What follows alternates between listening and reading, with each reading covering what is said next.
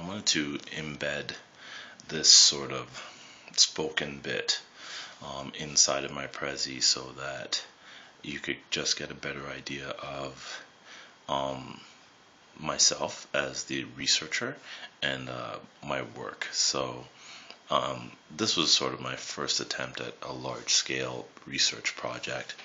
It's for my master's, and I feel like I learned a lot from this process.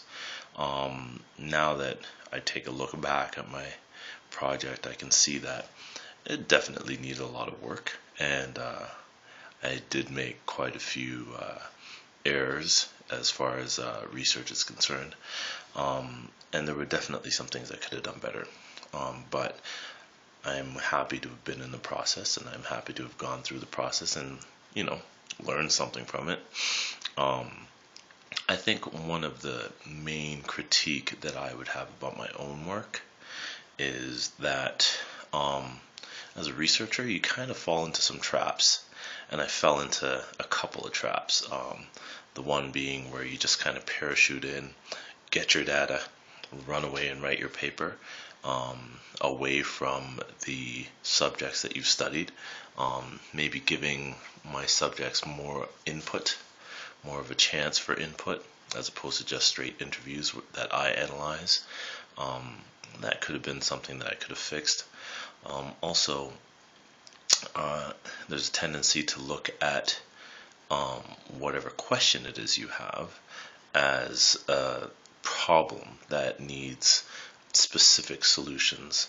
And then, you inadvertently look at the group that you're studying as something that needs to be fixed. And I might have done this, I'm pretty sure that I've done this in some of the ways that my statements come across.